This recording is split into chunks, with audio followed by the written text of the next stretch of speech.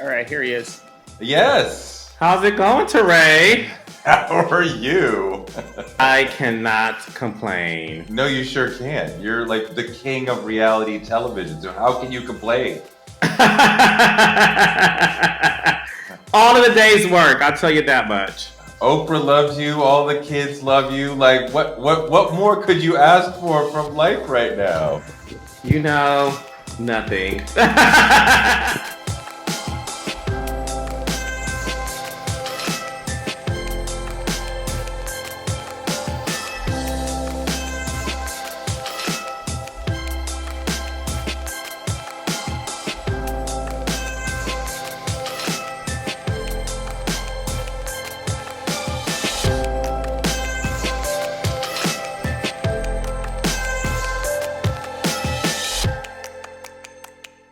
I remember when my daughter was going into pre-K, and they were talking about how they sort of try to plan and curate the class. And there's different people that they think about. And some of the kids are like mayors, and that they'll be leaders and bring people together. Certain people are good followers. Certain people are like, going to be glue between different little communities. Some people are like just going to stick. And they don't want a room full of mayors, and they don't want a room full of followers. They want, different sort of people so that it becomes a community. Do you sort of, when you're casting, do you sort of think about people in that way, and like, she's an alpha, he's a beta, like I want somebody who's going to be led astray, somebody who's going to flip a table, maybe, she might be a villain, but let's not have three villains, because that would be like, talk about how you think about the potential folks. No, there's a science to it. So everything you broke down, Touré, is exactly the way we go into casting. So yes, you don't want to have an ensemble show where everyone's a villain, because who are you rooting for? Who do you like? Can you stomach watching this person, or in this case, these people every week? So you do go with the science of, okay, this person has more of an alpha personality. This person's more beta. This person's very villain-esque. This person is super sweet and super nice. And what I always tell people is, I look at my friendships that I have with my friends, and it is sort of broken down in that sense to where, you have the comedian. I'm sort of that in my friendship group, but I'm more of the glue. Like, I'm the glue that keeps everyone together. But we also have a friend in our group who is a villain, who you have to watch out for. You have to say, you can't have no more cocktails, because when you do, you go crazy. And then you have someone who is just super sweet, and that's the person you call when you're having an issue.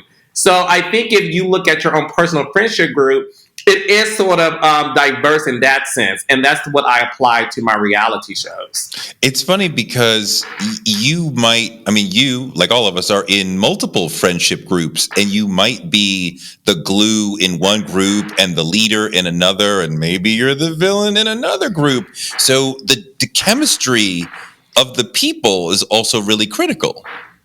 Yeah, and it's the reason why we call it a social experiment. Mm. And that's the reason why reality TV has taken a life on its own, because people find themselves within these characters, if you will, or they find their friends within these characters. And that's the reason why the reality TV audience, they are super passionate about the show and the people, and they have an opinion.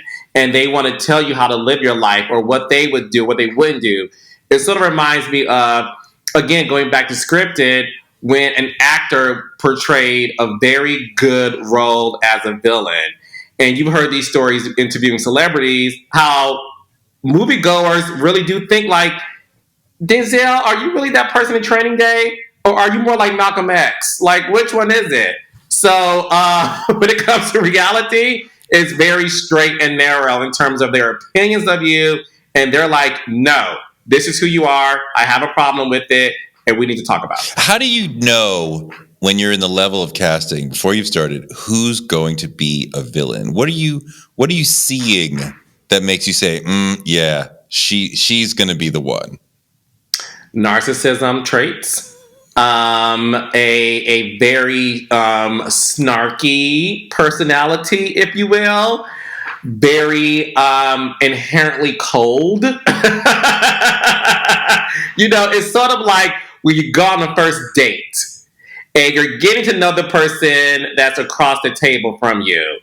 And within minutes, this is not going to be the person I want to spend the rest of my life with because he or she has these traits. As I cast people, Touré, I know a star within 30 seconds. I know instantly there's a wink and an eye when there's a star that you encounter. I know a villain within 30 seconds because they are challenging to extract things out of. So because I've been doing this for, 14 years, I know instantly who I need to cast on my shows. Stars, villains, what are the other categories you need to fill in? You always need, well, it's funny. I am not a huge sports guy, but I learned this word through a reality star on New York Housewives called Ebony K. Williams. Yeah. She said a sports coach told her there's always a force multiplier in a team. And the force multiplier is sort of like the leader who rallies the other team members to become cohesive. I always call that person the queen bee, so which no one wants to hear who isn't a queen bee. So I would say you need your force multiplier. You need the person who sort of is the Carrie Bradshaw of the group. You know what I mean? The sort of Khadijah James from Living Single. The person who just can get everyone on the same page, on the same accord. You respect them, you heed their advice, and they know how to keep things on an even playing field. So you need that.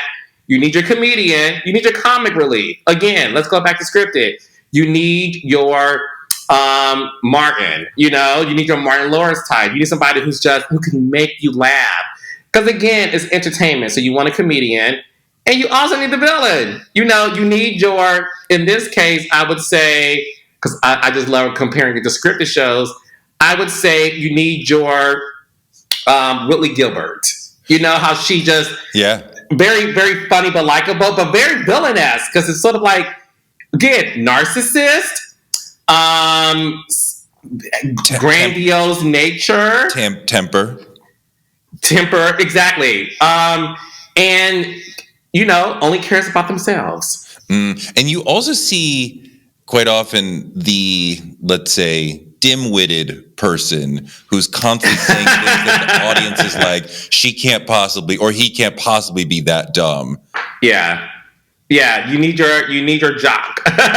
Or in this case, we'll call that person your Jilly, your jockey. So you need that person who, let's say aloof. Just a little bit aloof. Yeah. But now when you have your cast, you're dressing them up a little bit, especially your shows are glamorous, right? You don't do dirty shows, right? They're pretty to look at. But like, how much surreality is okay? Because some of these people are in rented homes. That's not where they lived before the show. That might not be their car. That's not their outfit. So how much dressing up is okay before it's like, this is not, we're kind of doing a scripted show now. We're not really doing a reality show anymore. Yes, no, that's a very good question. What's interesting is when I cast for a show, I go in knowing exactly where you live, what kind of car you drive, what you do for a living, because I have been a part of other shows where we call it the season 2 curse. Season 1, everyone's themselves. They're regular schmegular because they're like, this is just me. This is how I am. And then season 2, you're like, oh, you got this season 2 glow up. Your car's different. Is it rented? Wait, you moved into a new house that's bigger? Okay. Wow, your fashions are definitely more high end. Oh, the makeup is... This is always coming from them. It's not from you guys? Oh, no, that's the thing. It's not from us. So let me answer that. It's not from the production at all. This is what happens, Touré. When a reality star, remember, they go in being themselves because that's why they were cast to be on the show. Like Carlos King said, to be myself, and that's why I'm here. So I live in this house. I drive this car. These are my outfits in my closet. Yay! What happens is this. The moment the episodes air and they go on social media, oh my God, your house is tacky. Why do you have popcorn, doo-doo brown carpet? Why do you have a white refrigerator? You don't have whatever the case may be. So they read these comments and they're like, oh my gosh, I am low-key average. So then when they get another chance to have another season, I'm going to tell you what else happens. People reach out to these stars, a makeup artist, a hairstylist, a fashion stylist, a real estate agent. Everybody reaches out to the reality star saying, hey, I can hook you up. Just give me X amount of money and tag me on Instagram so that I can get more businesses. And that's what happens.